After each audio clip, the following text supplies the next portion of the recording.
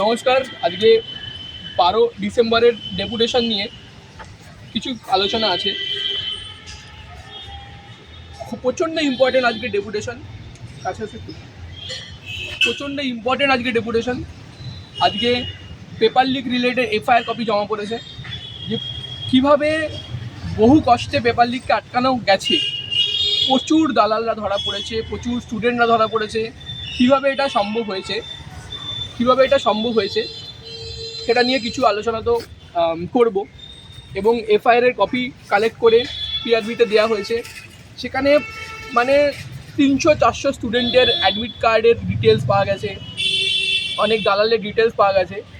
এগুলো নিয়ে সব পিআরবিকে জমা দেওয়া হয়েছে এবং স্ট্রিক্ট অ্যাকশনের দাবি করা হয়েছে। এর বাইরেও ওবিসি, সদগোপ, ইডাব্লিউএস নিয়ে একটা ঝামেলা যেটা চলছে, তার একটা ইনফরমেশন আমি দেবো। এবং অন্যান্য জিনিস, কোশ্চেনের কোন কোশ্চেন বাতিল হবে না হবে এটা নিয়েও ইনফরমেশান আমি দেবো। তার পুরোটা জানার জন্য সবাইকে অপেক্ষা করতে হবে। প্রথমেই আসি এফআইআরের ব্যাপারে। ঝাড়খণ্ডের ঝরিয়া পুলিশ স্টেশনে 29 তারিখ মানে পরীক্ষার 2 দিন আগে এফআইআর রেজিস্টার করা হয়। প্রচুর গাড়িকে ইন্টারসেপ্ট করা হয়। যেই সমস্ত দালালদের ডিটেলস আমরা পাঠিয়েছিলাম মেল করে, তাদেরই ফোন ট্র্যাক করে, লোকেশান ট্র্যাক করে তাদেরকে ঝাড়খণ্ডে গিয়ে তাদেরকে ধরা হয়।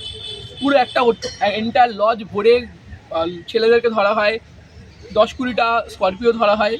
এবং সেখান থেকে প্রচুর দালালের ডিটেলস এখানে উঠে এসছে। ম্যাক্সিমাম তাদের কোচিং সেন্টার, তার নামগুলো এখানে আছে, ঠিক আছে, আমি এখানে বলছি না তাদের কোচিং সেন্টার নামগুলো আমি নিচ্ছি না, ঠিক আছে। কিন্তু কোচিং সেন্টারের নাম, কোচিং সেন্টারের ওনারের নাম সব কিন্তু এখানে এফআইআর কপিতে চকচক করে লেখা, ঠিক আছে। নদিয়া থেকে আছে, তারপরে আমাদের কেতুগ্রাম কাটোয়া, বর্ধমানের কেতুগ্রাম কাটোয়াতে একটা কোচিং সেন্টার আছে, প্রচুর বড় কোচিং সেন্টার, ঠিক আছে। তার নাম এখানে আছে। রানাঘাটের নাম আছে। এটা কি নদিয়া না? নদিয়া থেকে তো ভরে যে লোকে যে অ্যালিগেশন লাগায় নদিয়ার ওপরে, ঠিক আছে, এটা কিন্তু তার একটা 100% প্রমাণ যে লোকের অ্যালিগেশন কিন্তু একটুও ভুল না। লোকের অ্যালিগেশন কিন্তু 100% ঠিক, কারণ এখানে ম্যাক্সিমাম নাম হচ্ছে নদিয়া, রানাঘাট, বর্ধমানের কাটোয়া। এর বাইরে কিন্তু আমি অন্য কোনো জায়গার নাম এখানে দেখতে পাচ্ছি না, ঠিক আছে। এরপরে আসি স্টুডেন্টের ডিটেলসের নাম। তাছাড়া প্রচুর পাওয়া গেছে আধার কার্ড, ভোটার কার্ড, ফোন সিজ করা হয়েছে, সিম কার্ড সিজ করা হয়েছে, টাকা সিজ করা হয়েছে। এবং এখানে এই এফআইআর কপিতে আছে টোটাল 300+ স্টুডেন্ট যাদের অ্যাডমিট কার্ড পাওয়া গেছে, স্টুডেন্ট সমেত। স্টুডেন্টও কিছু পাওয়া গেছে, সব স্টুডেন্টকে রেড করে ধরা সম্ভব হয়নি, কিছু স্টুডেন্ট পালিয়ে গেছিলো, কিন্তু অ্যাডমিট কার্ডের কপি তাদের পাওয়া গেছে, ঠিক আছে। এবার এদের ওপরে কী অ্যাকশান নেওয়া হবে সেটা পিআরবি ডিসাইড করবে। এবং পিআরবি ভাবছে যে তাদের ওপরে একটা সেপারেট করে কেস করা হবে, করে তাদের ক্যান্ডিডেচার লাইফ টাইম বাতিল করা হবে। শুধু তাই না, তারা যেন ভবিষ্যতে পশ্চিমবঙ্গের কোনো পরীক্ষায় না বসতে পারে, সেরকমই একটা কিছু প্ল্যানিং করা হচ্ছে। এই হচ্ছে এফআইআরের ব্যাপার। এবং সবাইকে আমি এটাও বলছি, কনস্টেবলের পরীক্ষা কবে জানা হয়েছে? 30 তারিখ পরীক্ষা হয়েছে। তার আগে কিন্তু 1 সপ্তাহ ধরে পশ্চিমবঙ্গ পুলিশ এবং কলকাতা পুলিশ ব্যাটিং করেছে এদিক ওদিক, প্রচুর রেড, প্রচুর অ্যারেস্ট। আপনি যদি জানেন আপনার লোকালিটিতে বা অন্য কোথাও এরকম কিছু হয়েছে, আপনি তার ইনফরমেশান দিন। তাহলে আমরা কি করতে পারি, সেখান থেকে এফআইআর কপিটা আমরা কালেক্ট করতে পারি। কালেক্ট করে নিয়ে সেটাকে আমরা পিআরবিতে জমা দিতে পারি। যেই সমস্ত স্টুডেন্ট বা দালাল এর সাথে জড়িত, তাদের ডিটেলস আমরা নিয়ে গিয়ে এখানে আমরা জমা দিয়ে দেবো। এবং তারপর পিআরবির ব্যাপার, পিআরবি কী করবে সেটা নিয়ে।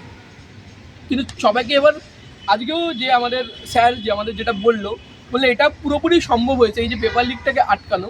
প্রথমে তো কেউ স্বীকার করবে না যে পেপার লিকের কোনো ঘটনা, কিন্তু এই যে এত রেড হয়েছে, ঠিক আছে, নিশ্চয়ই কোনো না কোনো হিন্ট তো ছিল। তাহলে কেউ দালাল তো নিজের ইচ্ছায় লাখ লাখ টাকা ইনভেস্ট করবে না, নিশ্চয়ই সেখান থেকে আউটকাম কিছু পেতো সে। সেই জন্যই সে লাখ লাখ টাকা ইনভেস্ট করে এত ছাত্রকে জোগাড় করে ঝাড়খণ্ডে নিয়ে গেছে, সেখানে হোটেলে থাকিয়েছে, খাইয়েছে 2 দিন ধরে, আবার তাদেরকে ব্যাক করেছে। এত ঝামেলা কিন্তু দালাল নিত না, যদি না এখান থেকে কিন্তু প্রপার কিছু ছিল। কিন্তু দিনের শেষে সেটাকে আটকানো সম্ভব হয়েছে।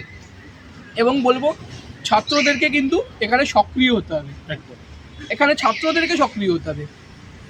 যা যা ইনফরমেশান পাবে, ঠিক আছে, একটু লেজিট যদি মনে হয় লেজিট, সেটা কিন্তু পিআরবিতে মেল করে জানিয়ে দাও, বা আমাদের গ্রুপ আছে সেই গ্রুপের কিন্তু অ্যাডমিনদেরকে পাঠিয়ে দিতে পারো যে দাদা এইখানে আমার কাছে ভালো ইনফরমেশান আছে, এইখানে এইটা হচ্ছে, এইটার নাম, এইটার ফোন নাম্বার, ঠিক আছে? আমরা কিন্তু 100% যা ডিটেলস পাবে 100% পাঠিয়ে দেবে। এক জায়গায় মানে একজন এত ভালো ডিটেলস পাঠিয়েছিল, পুরো রুট বলে দিয়েছিল, এখান থেকে শিয়ালদা যাওয়া হবে, শিয়ালদা থেকে ট্রেন ধরা হবে, এই এক্সপ্রেসে করে যাবে, এই টাইমে নামবে, এত ডিটেলস দিয়ে দিয়েছিল। সেই ডিটেলস পাঠানো হয়েছিল, সেই ডিটেলস আমরা সোজা পাঠিয়ে দিয়েছিলাম আসানসোল দুর্গাপুরের রেসিপি, তাকে পাঠিয়ে দিয়েছিলাম। তিনি তাদেরকে কিন্তু অন স্পট ইন্টারসেপ্ট করেছে, অন স্পট স্টেশনে ইন্টারসেপ্ট করে তাদেরকে ওখানেই অ্যারেস্ট করা হয়েছে। আচ্ছা, এবার এটা বলো, কোশ্চেন ভুলের ব্যাপারটা বলো। ভুল নিয়ে আমরা স্যারের সঙ্গে দেখা করলাম, স্যার দেখা করতে জোরে বলো। স্যারের সঙ্গে আমরা দেখা করলাম। এবার স্যার আমাদের ভরসা দিয়েছে 3টে কোশ্চেন, 2টো নেপালি আর 17 যে রং কোশ্চেনটা ছিল, ওই 3টে কোশ্চেন 90% চান্স আছে, ওই 3টে কোশ্চেন হচ্ছে 99% ধরেই চলতে হবে ওটা ক্যান্সেল হওয়ার। আর বাকি যে ডাউটফুল যেগুলো আছে ওগুলা বাকি 8টা, ওটা নিয়ে হচ্ছে আলোচনা চলছে এবং হচ্ছে পিআরবি পরবর্তীকালে হচ্ছে সিদ্ধান্ত নিয়ে কিছু একটা সলিউশন দেবে। এটা হচ্ছে কোশ্চেন ভুল সংক্রান্ত, আমি রং অ্যান্সার সংক্রান্ত বা ভুল সংক্রান্ত যা যা ডিটেলস ছিল ওটা আমি আপডেট দিলাম। আর নাম্বার 2 আমি আসছি ওই ঘড়ি নিয়ে বা টাইম ম্যানেজমেন্ট নিয়ে, যেটা হচ্ছে আমাদের ডাউটফুল বা জিজ্ঞাসা ছিল, ওটাও স্যারকে আমরা জানালাম ওই টাইমের ব্যাপার নিয়ে। স্যার বললেন যে প্রতিটা কেন্দ্রে বা প্রতিটা হলে তো ঘড়ি দেওয়া সম্ভব হচ্ছে না। এবারে স্যার যেটা সিদ্ধান্ত নিয়েছেন যে 1 ঘন্টার পরীক্ষায় প্রতি 15 মিনিট অন্তর হচ্ছে বেল দেওয়ার একটা ব্যবস্থা করবেন, আর 2 ঘন্টার পরীক্ষা হলে 0.5 ঘন্টা অন্তর বেল দেওয়ার ব্যবস্থা করবে।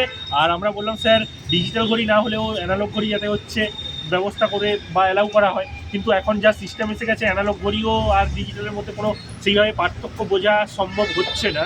অনেক সময় অ্যানালগ ঘড়ির মধ্যেও অনেক কিছু ফাংশন থাকে, এই কারণে স্যার বললেন অ্যানালগ ঘড়ি অ্যালাউ করতে পারবেন না। আর এটাই হচ্ছে আমাদের হচ্ছে দুটো হচ্ছে স্যারকে জানালাম। এবারে স্যার যেটা ভাববে স্যার এই সিদ্ধান্তটাই জানালেন, এটাই।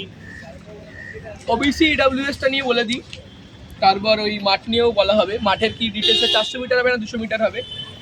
ওবিসি ইডাব্লিউএস নিয়ে বলে, যেটা বোর্ড ডিসিশন নিয়েছিল, ব্যাকওয়ার্ড ক্লাস ওয়েলফেয়ার ডিপার্টমেন্ট বিসিডাব্লিউডি থেকে একটা চিঠি এসেছিল যে আমরা এই তারিখ থেকে 14/6 থেকে আমরা সার্টিফিকেট ইস্যু করা শুরু করব নতুন ক্যাটাগরিদের জন্য, যারা নতুন চেঞ্জ হয়েছে। তাই জন্যেই কিন্তু পিআরবি ডিসিশন নিয়েছে যে এই 14/6 ডেটটা কোত্থেকে আসছে, হঠাৎ করে কোথা থেকে উঠে আসছে। তাই জন্য কিন্তু পিআরবি এই ডিসিশনটা নিয়েছিল। কিন্তু প্রবলেমটা এখন কি দেখা গেছে, যাদের অলরেডি ইডাব্লিউএস ছিল, অলরেডি ইস্যু হয়ে গেছে এই ফাইন্যান্সিয়াল ইয়ারে, যাদের অলরেডি এই ফাইন্যান্সিয়াল ইয়ারে ইস্যু একবার হয়ে গেছে, তাদের 2 নম্বর বার আর ইস্যু হবে না। এটা পিআরবি আজকে স্বীকার করেছে। তাহলে কি করণীয়, তারা কিন্তু একটা রিটেন ডিক্লারেশন দেবে। আপাতত কাউকে বাদ দেওয়া হচ্ছে না, স্যার এটা বলেছেন যে আপাতত কাউকে বাদ দেওয়া হচ্ছে না। আপাতত পিআরবি ফাইনাল ডিসিশন নেয়নি, ওই 14/6 ডেটটার জন্য ফাইনাল ডিসিশন নেয়নি, কিন্তু পিআরবি কাউকে বাদ দেবে না। লিখিত ডিক্লারেশন দিয়ে দেবে, সে লিখিত ডিক্লারেশন দেবে যে আমি সদ্য ক্যাটাগরি ক্যান্ডিডেট, আমি চেষ্টা করেছি সার্টিফিকেট পাওয়ার, কিন্তু সার্টিফিকেট যেহেতু দেওয়া হয় না, কোনো নিয়ম নেই, আমি বার করতে পারিনি, আমাকে যেন ইডাব্লিউএস হিসাবে অ্যাকসেপ্ট করা হয়। এবং যারা নতুন ওবিসিতে এসছো, তাদের কিন্তু ইডাব্লিউএস বেনিফিট নিতে গেলে এই বছরের সার্টিফিকেট ম্যান্ডেটরি। কারণ যেটা রিক্রুটমেন্ট রুল যেভাবে চলে, সেই রিক্রুটমেন্ট রুল অনুযায়ী কিন্তু 100 রোস্টার পয়েন্ট কিন্তু যতদিন অবধি রিক্রুটমেন্ট আমাদের চলবে, 100 রোস্টার পয়েন্ট কিন্তু ততদিন অবধি ভ্যালিড, ঠিক আছে? এই হলো একটা ব্যাপার। তো সদ্গোপদের যে ইস্যুটা আছে, মেনলি সদ্গোপদের ইস্যুটা মোটামুটি সলভ হয়ে গেল। যাদের কাছে অলরেডি এই বছরের সার্টিফিকেট আছে এবং যাদের কাছে এই বছর সার্টিফিকেট নেই, তাদেরকে আমি রিকোয়েস্ট করব যে অমৃতা সিনহা ম্যাডামের যে জাজমেন্ট আছে, সেই জাজমেন্টের রেফারেন্সে কিন্তু তোমরা নতুন সার্টিফিকেট বার করতে পারো, ঠিক আছে? আর কিছু বলার ছিল?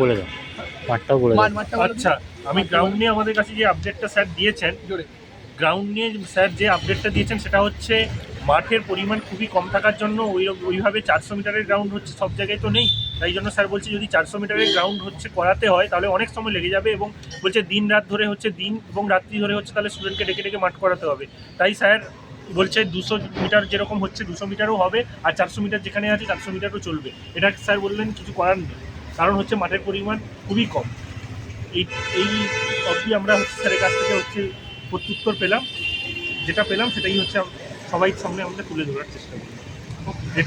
ধন্যবাদ। এবং শেষে একটা জিনিস বলবো, দেখো এর আগেও কিন্তু পিআরবির অনেক পরীক্ষায় অনেক রকমের প্রবলেম হয়েছে। আমরা লেডি কনস্টেবল নিয়ে অ্যালিগেশন পেয়েছি, আমরা তার আগের পরীক্ষা নিয়ে প্রশ্নভাষের অ্যালিগেশন পেয়েছি। অনেক আমরা অ্যালিগেশন পেয়েছি। এবং স্যার একটা কথা বলেছিলেন আমাকে অনেকদিন আগে, যে নাথিং ইজ ফুল প্রুফ, যে নাথিং ইজ ফুল প্রুফ, কোনো জিনিসকে পুরোপুরি আটকানো সম্ভব না। কিন্তু স্টুডেন্টরা যদি এসে হেল্প করে, যেমন এইবার অনেক স্টুডেন্টরা মিনিমাম আমাদের যে ইনফরমেন্ট ছিল, প্রত্যেকটা যেখানে দালাল চক্র অ্যাক্টিভেট হয়েছে সেখানে আমরা ইনফরমেন্ট পাঠিয়ে দিয়েছি, সেখান থেকে গ্রুপের ভিতর ঢুকে ঢুকে আমরা ইনফরমেশন পেয়েছি। এরকম যদি স্টুডেন্টরা হেল্প করে তবেই কিন্তু আমরা এই পরীক্ষাটা হচ্ছে স্বচ্ছভাবে এগাতে পারবো এবং করাপশনের বিরুদ্ধে আমরা হচ্ছে স্ট্রংলি আমরা হচ্ছে প্রতিবাদ করতে পারবো, বা সক্রিয় হয়ে আমরা পিআরবি বোর্ড বা পুলিশ বা আমাদের যে সমস্ত স্যারেদেরকে সাহায্যও করতে পারবো এবং আমাদের হচ্ছে নির্দিষ্ট রিকোয়ারমেন্টটাও ফ্রেশভাবে করাতে সাহায্য করতে পারবো। এবং নতুন রিক্রুটমেন্ট নিয়ে আসবে, ভ্যাকেন্সি রিপোর্ট হয়েছে, ডিটেলস আমি পেয়েছি, কিন্তু এখানে ভিডিওতে আমি বলবো না, কারণ এই ডিটেলস নিয়ে কী হবে, ওই মানে মিস ইনফরমেশন ছড়ানো হবে, কেউ নিজের কোর্স বিক্রি করা শুরু করে দেবে।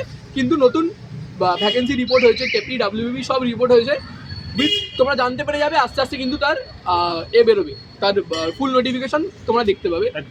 ওকে, থ্যাংক ইউ সো মাচ, আর বেস্ট অফ লাক।